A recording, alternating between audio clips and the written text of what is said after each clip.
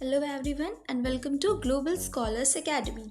I am Shubhra Srivastav and today I am going to teach you some of the basic question of history. ठीक है, आज मैं आपको SSC और railway जैसे एग्जाम्स में बहुत सारे कॉम्पिटिटिव एग्जाम्स में बार बार पूछे जाने वाले क्वेश्चंस को डिस्कस करेंगे हम लोग. हर क्वेश्चन के बाद I will give you 10 seconds, उसके बाद मैं आपको आंसर बताऊंगी. ठीक है, तो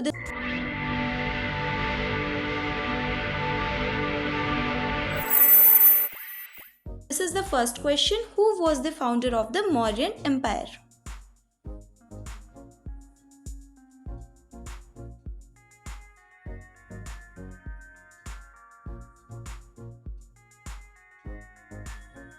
So द 10 सेकेंड्स हो गए. तो ऑप्शंस क्या क्या दिए हुए हैं आपका? चंद्रगुप्त मौर्य, बिंदुसार, अशोक एंड बिंबिसार. तो इसका answer, correct answer will B Chandragupta Maurya. क्या आंसर होगा? चंद्रगुप्त मौर्य. इन्होंने नंदा डायनेस्टी को हटा करके अपना रीन इस्टेब्लिश किया था, यानी ये गद्दी पे बैठे थे. नंदा डायनेस्टी को हटा करके किस ईयर में इन्होंने फाउंड किया था?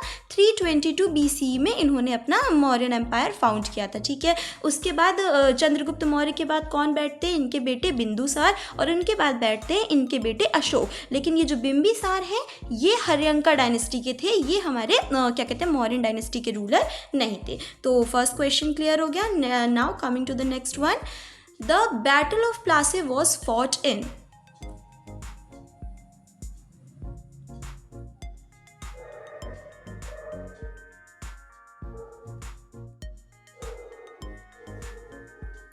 ओके, तो इसका आंसर हो जाएगा बैटल ऑफ प्लासी किस ईयर में लड़ी गई थी? द आंसर विल बी 23 जून 1757 में बैटल ऑफ प्लासी लड़ी गई थी. किसके किसके बीच में? Sirajuddaulah versus East India Company. किसके किसके बीच में? बंगाल के जो नवाब थे हमारे सिराजुद्दौला और हमारे ईस्ट इंडिया कंपनी के रॉबर्ट क्लाइव, उनके बीच में. मतलब सॉरी, रॉबर्ट क्लाइव लड़ने नहीं गए थे, मतलब ईस्ट इंडिया कंपनी के उस टाइम पे हेड कौन थे? रॉबर्ट क्लाइव थे, और सिराजुद्दौला के बीच में ये बैटल ऑफ प्लासी 1757 का हुआ था. Okay, now coming to the next question. Who was the first governor general of India? यहाँ पे थोड़ी मिस्टेक है क्वेश्चन में, इंडिया का नहीं पूछा है, किसका पूछा है? Who was the first governor general of Bengal. Okay, answer it.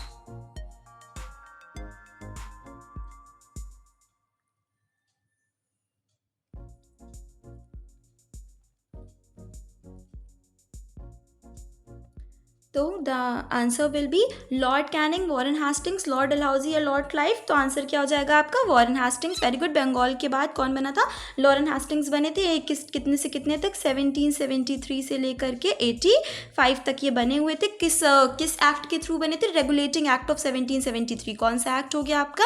Regulating act of 1773 के थ्रू ये बने हुए थे. ठीक है, coming to the next question.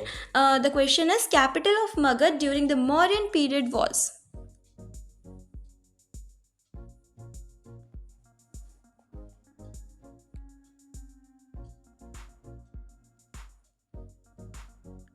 Okay, तो द आंसर विल बी, क्या आंसर हो जाएगा? सबको पता है पाटलिपुत्र आंसर हो जाएगा. वेट, सबको पता है पाटलिपुत्र आंसर हो जाएगा. हाँ, ये है कि पहले राजगिर किसके टाइम पे था? हमारे बिंबिसार के टाइम पे, जो हर्यंका डायनेस्टी के थे उनके टाइम पे राजगिर था.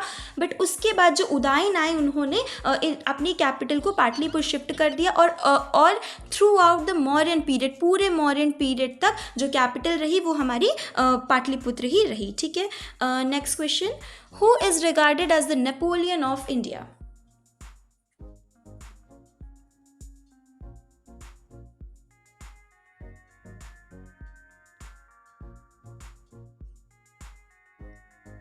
ओके, तो आंसर क्या हो जाएगा आपका? नेपोलियन ऑफ इंडिया किसे कहा गया है? अशोक को, समुद्रगुप्त को, चंद्रगुप्त वन को, या फिर हर्षवर्धन को? तो answer will B Samudragupta.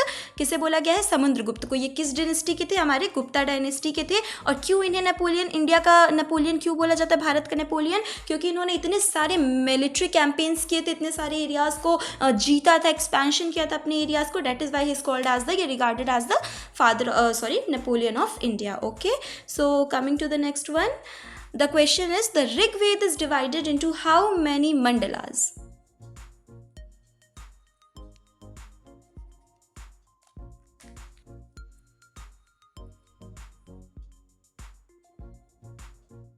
Okay, तो द आंसर विल बी, कितने मंडलास में ऋग्वेद को डिवाइड किया गया है? It will be 10। कितने? 10 मंडलास। उसमें 1028 हिम्स हैं। कितने हिम्स हैं? 1028 एंड 10,600 वर्सेज हैं। ठीक है, तो ऋग्वेद कौन सी आप जानते हो? हमारी ओल्डेस्ट वेद है ऋग्वेद। क्या है? हमारी सबसे ओल्डेस्ट वेद है, जिसमें 10 मंडलास हैं, 1028 हिम्स हैं एंड 10,600 वर्सेज हैं। Okay, so next question is the Indus valley civilisation was also known as, या इसे क्या कहा जाता है?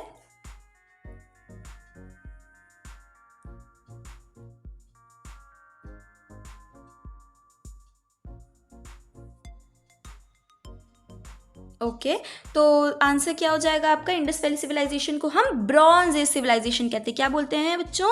ब्रॉन्ज एज सिविलाइजेशन बोलते हैं। और ब्रॉन्ज एज सिविलाइजेशन और मतलब ये इंडस सिविलाइजेशन को हम हड़प्पा भी सिविलाइजेशन बोलते हैं। आपने बहुत फेमसली सुना होगा। और इसका टाइम पीरियड, या फिर हम एग्जैक्ट टाइम पीरियड तो नहीं बता सकते, बट लगभग में इनका टाइम पीरियड हम 2500 BCE से लेकर के 1750 BC तक लगभग मानते हैं। कुछ स्कॉलर्स इसे थोड़ा आगे पीछे भी बताते हैं, तो ये हम एक एक्यूरेट नहीं बट एक लमसम मान के चलते हैं इसका टाइम पीरियड।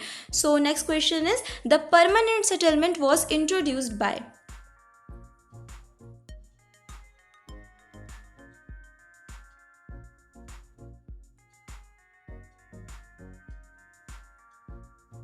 ओके, तो the answer will be Lord Cornwallis. कहाँ से किसने इंट्रोड्यूस किया था? लॉर्ड कॉर्नवेलिस ने इंट्रोड्यूस किया था। कब किया था? 1793 में। 1793 में इन्होंने परमानेंट सेटलमेंट इंट्रोड्यूस किया था। परमानेंट सेटलमेंट क्या था? लैंड रेवेन्यू के बारे में था। किसके बारे में था? लैंड रेवेन्यूज को फिक्स करना, जमींदार्स को बनाना, यानी टोटल ये अपना फायदा देख रहे थे, और इन्होंने ये सिस्टम परमानेंट सेटलमेंट इस्टेब्लिश कर दिया था, इंट्रोड्यूस कर दिया था 1793 में। Okay, so coming to the next one, who was the founder of Gupta dynasty?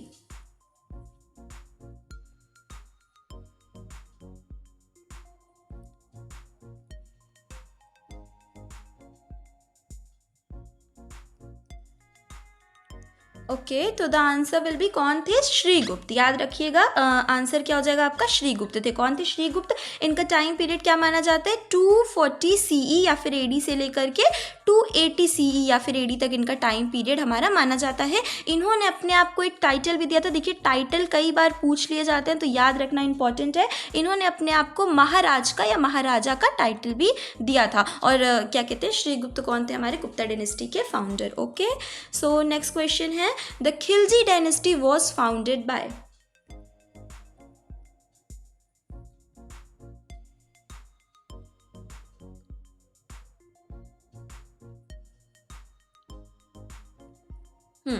तो खिलजी डायनेस्टी किन्होंने फाउंड की थी? हमारे जलालुद्दीन खिलजी ने। किसने? जलालुद्दीन खिलजी ने। उसके बाद कौन आए थे? हमारे अलाउद्दीन खिलजी आए थे। इनके बारे में तो आपने सुना ही होगा, मूवीज़ वगैरह देखी होंगी। पर जलालुद्दीन खिलजी ने इसके मतलब स्थापित किया था। कब किया था? 1290 CE अप्रॉक्स में इसको इस्टेब्लिश किया था। और ये जो हमारे खिलजी थे, ये ओरिजिनली कौन थे? इनको हम टर्क अफगान्स मानते हैं। कौन मानते हैं? टर्क अफगान्स, यानी ये इस कॉज के थे, मतलब इस रूट के थे। कौन थे? टर्क अफगान।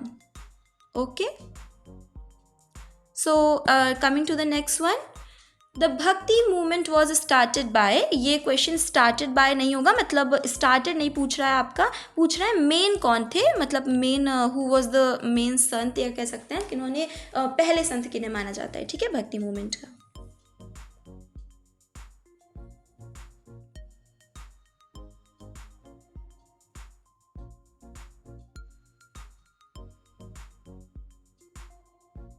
ओके, तो the answer will B Ramanuja. कौन थे? रामानुजा। ठीक है, देखा जाए तो भक्ति मूवमेंट इन्होंने मतलब स्टार्ट नहीं किया था। स्टार्ट तो हमारे साउथ इंडिया में अलवार्स और नयनार्स के बनने से हुआ था, बट हम इन्हें एक मेन संत की तरह रामानुजा को मानते हैं। बाकी ये तीनों भी हमारे संत थे भक्ति मूवमेंट के, but Ramanuja was the main. ठीक है, next question is the capital of the Vijayanagara empire was.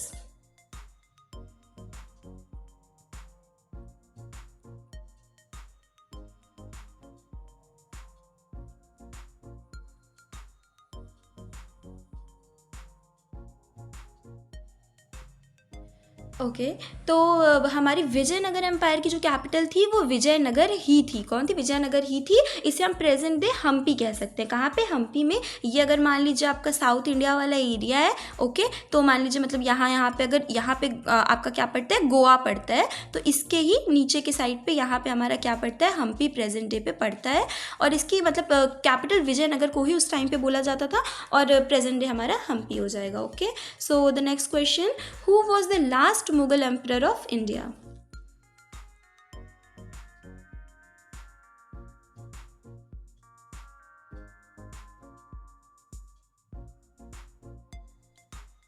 Okay तो आंसर विल बी, कौन थे हमारे last Mughal emperor? Bahadur Shah second थे। बहादुर शाह सेकंड को हम बहादुर शाह जफ़र भी बोलते हैं। और इनका टाइम पीरियड क्या बोल सकते हैं? कितने कितने से इनका रीन था? 1837 से मान लीजिए 57 तक इनका रीन या फिर टाइम पीरियड हम कह सकते हैं, माना जाता है। ठीक है, next question, who introduce the doctrine of lapse?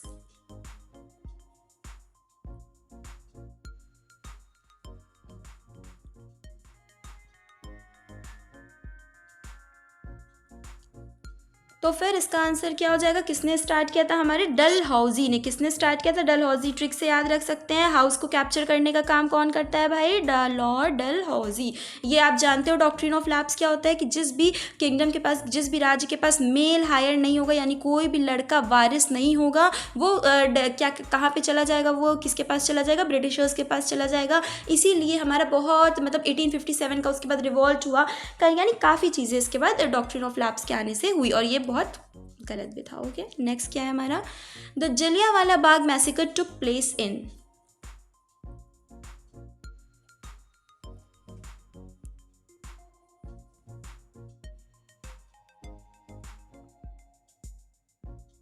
Okay तो कब हुआ था? द आंसर विल बी, क्या हो जाएगा? कब हुआ था? ये हमारे 1919 में हुआ था। कब हुआ था? 13 April 1919। Very important date and year भाई। हमारे मतलब जितना भी आज़ादी के लिए स्ट्रगल हुआ है उसकी डेट इंपॉर्टेंट याद रखना तो बहुत इंपॉर्टेंट है। रोलेट एक्ट के आने के बाद, जब रोलेट एक्ट लागू हुआ तो कुछ लोग मेला देखने गए थे, कुछ लोग वहाँ पे डिस्कस करने गए थे, और ब्रिटिशर्स ने क्या किया? वहाँ पे जनरल आए, जनरल डायर, उन्होंने गेट पे सबको रोक दिया, और इतनी बुरी तरीके से लोगों को वहाँ पे मारा, इतनी बुरी तरीके से लोगों को मतलब वहाँ पे गया। आप अभी भी अमृतसर पंजाब में जाओगे तो वहाँ पे जलियांवाला बाग प्लेस पे जाओगे, वो स्थित है वहाँ पे आप देख सकते हो, तो आपको मतलब पता चलेगा इस चीज़ के बारे में। ओके, नेक्स्ट क्वेश्चन क्या है? Who was the founder of the Arya Samaj?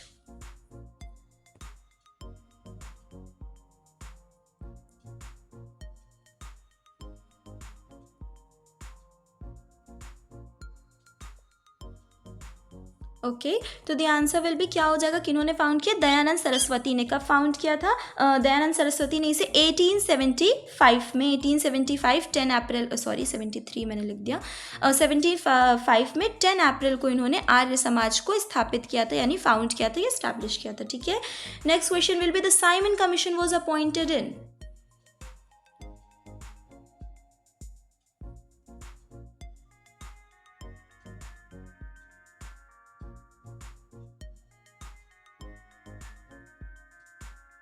Okay तो आंसर क्या हो जाएगा? क्या कहते हैं, हमारा साइमन कमीशन कब आया था या कब अपॉइंट किया गया था? हमारा नहीं था, सॉरी, 1927 में अपॉइंट किया गया था। और इसके खिलाफ लोगों ने क्या बोला? Go back Simon. बहुत लड़े थे ना, ये आपने बहुत सुना होगा। क्या? गो बैक साइमन, यानी अपने देश भाग जाओ, वापस चले जाओ। क्यों? क्योंकि इसमें किसी भी इंडियन की इन्वॉल्वमेंट नहीं दी गई थी। Okay, next will be, the quit India movement was launched इन?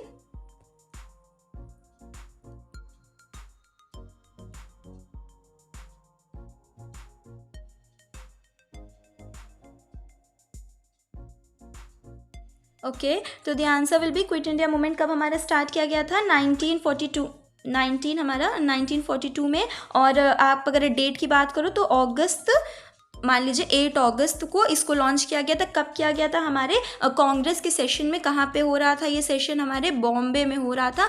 वहाँ पे ही इसको क्विट इंडिया मूवमेंट को लॉन्च किया गया था कि अब भाई हो गया, अब अंग्रेजों को भगाना ही भगाना है, अब हम और बर्दाश्त नहीं कर सकते। Okay, so next question is, the Indian national Congress was founded in?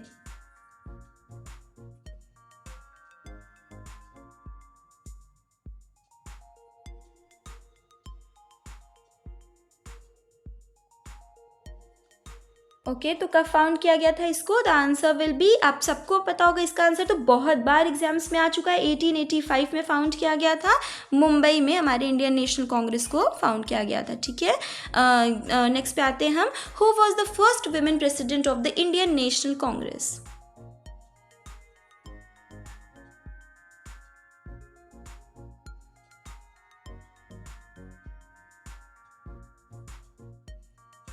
Okay तो हमारा आंसर क्या हो जाएगा? सरोजनी नायडू। कौन थी first women president? Sarojini Naidu. कब बनी थी ये? 1925 में बनी थी। और इन्हें आप सभी जानते हो नाइटिंगेल ऑफ इंडिया भी बोला जाता है। क्या बोला जाता है? नाइटिंगेल ऑफ इंडिया भी बोला जाता है हमारी सरोजनी नायडू को। Okay next question is, who wrote the book अर्थशास्त्र?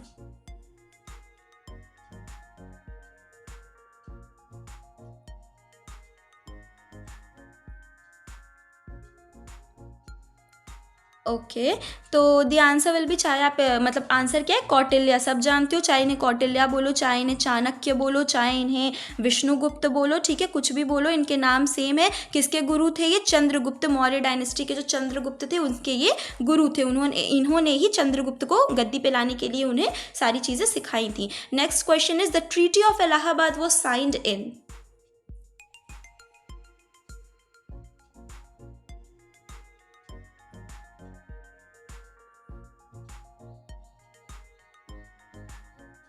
ओके तो ट्रीटी ऑफ इलाहाबाद कब साइन की गई थी? 1765 में। किस ईयर में? हमारे 1765 में साइन की गई थी, 16 अगस्त। किस डेट भी याद कर सकते हो आप लोग, 16 अगस्त 1765 को। किसके किसके बीच में? हमारे शाह आलम सेकेंड और मतलब शाह आलम सेकेंड ने साइन की थी, रॉबर्ट क्लाइव ने करवाई थी। रॉबर्ट क्लाइव कौन थे उस टाइम पे? हमारे ईस्ट इंडिया कंपनी के वहाँ पे head governor general Robert Clive के अंडर में, ठीक है।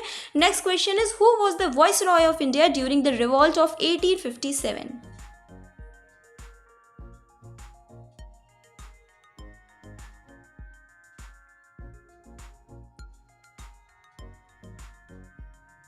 ओके तो बहुत इंपॉर्टेंट है इस टाइम के वॉइस रॉय को याद करना। क्यों? क्योंकि 1857 का रिवॉल्ट बहुत इंपॉर्टेंट है। कहा जाता है कि ये अलग अलग भाग में स्टार्ट हुआ इंडिया के। अगर ये पूरी इंडिया में एक साथ क्या कहते हैं हो चुका होता, ये पूरी इंडिया में एक साथ शुरू किया गया होता, तो शायद 1857 में ही हम आज़ाद हो चुके होते। इसीलिए बहुत इंपॉर्टेंट इनके क्या कहते हैं वॉइस रॉय का नाम याद रखना। तो हु वॉज डैट?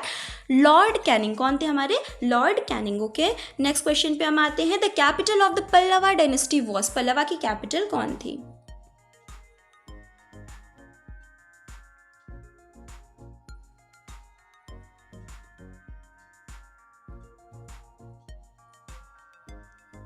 ओके तो पल्लवा की कैपिटल हमारी क्या थी? हमारी कांचीपुरम। का क्या थी? हमारी कांचीपुरम। पल्लवा डायनेस्टी के बारे में आप जानते होंगे, हमारी साउथ इंडिया की बहुत ही इंपॉर्टेंट, बहुत ही क्या कहते हैं शक्तिशाली डायनेस्टी रही है। जैसे ये हमारा मान लीजिए साउथ इंडिया है, तो मेनली इस एरिया में हमारे पल्लवा का रूल रहा है, मतलब इन्होंने रहा है। बट ये चेंज होता रहता है, कभी एक्सपैंड होता है, कभी कम होता है, कभी किसी और एरिया पे इन्होंने कब्जा कर लिया, इधर के एरियाज पे कर लिया, मतलब एक लगभग हम ये एरिया इनका पल्लवा का मान सकते हैं। Okay so coming to the last question आज के सेशन का, this is the who was the first Indian to pass the ICS examination?